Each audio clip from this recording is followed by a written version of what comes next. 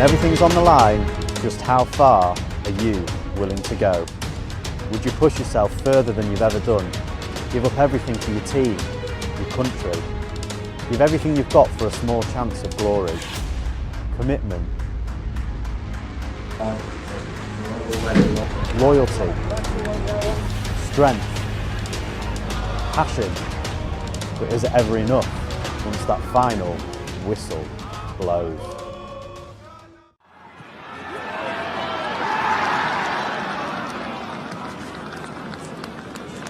The Rugby League World Cup 2021 is coming and only 5 spots remain, so it's now all or nothing in the European and World qualifiers. And tonight, right here in London, Greece will battle it out with Scotland in a bid to secure one of the final spots. For Scotland, well, the pressure's on. They've got the likes of Dale Ferguson and Luke Douglas bringing experience to the pack. But for Greece, well, the journey just to get to this stage, it's been far from plain sailing. It's been a really long journey. We started in 2003 and we followed the Lebanon model, where we got the heritage-based players and tried to get them together and form a team. So we did that in 2003. Then we took a tour to Greece in 2006, hoping to promote the game in Greece, and we played Serbia in Athens, and all the trouble started, the political trouble. We had to play games, in the middle of the night or on fields that they'd have to pay for. They couldn't get any council fields, etc., etc. Last week, the players walking through Greece with their Greek polo shirts on, etc. And everyone started talking, who are you, what are you, and we're explaining it to them, and said, oh, where are you playing? And we're going, well, actually, we can't play in Greece because, with the threat of the authorities coming in and stopping the game. So they said, are you serious? I said, yes, but you're the national team.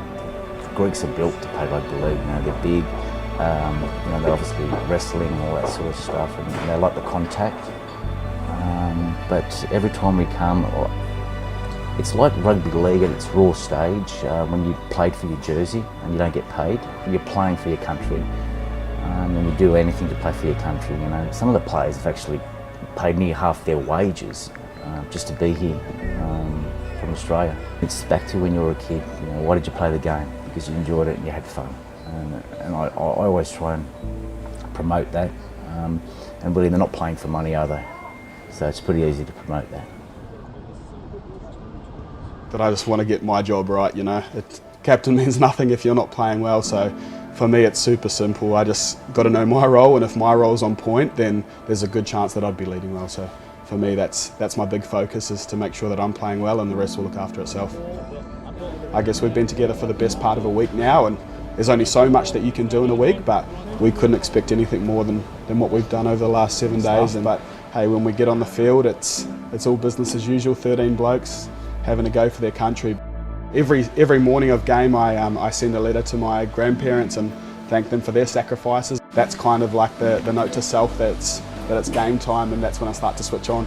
The World Cup's obviously highlighted a few of the issues that have happened over in Greece over a period of time, but yeah, for us, there's blokes, proud rugby league blokes, that have been playing games at midnight because oddly is it enough to say that it's not a recognised sport in Greece. So for us, it's playing in secret and obviously playing our internationals outside of our home country. In Greece, it would be an amazing thing to have the game recognised by the current federation, not only to play international games, but more importantly, so that they can get government funding, so they can play in an environment where they are welcome, where they can play at a normal time of the day. And I think off the back of that, you'll get far more growth and a lot of more people be attracted to the sport. Training done, huge game tomorrow. How are you feeling about it? Yeah, pretty nervous actually. It's a massive game, as you said, so can't wait to get stuck in. But And you flew in only a bit earlier today? Yeah, only a few hours ago, to be honest. Yeah, so straight from the airport, straight to training. How are you finding the weather? It's freezing. It's freezing, to be honest. So we've been in Athens for about a week and it's been about 28 degrees, so big difference here. It's been mentioned a bit about how difficult it's been to train over in Greece, and what's going on over there at the moment? Yeah, look, it's a long story, but rugby league not sort of being recognised over there as a proper sport. So yeah, it's been hard to get sort of training fields, gym access and things like that. How have preparations been going for this game? Obviously there's quite a lot of issues going on over in Greece. Can you talk to me a bit about that?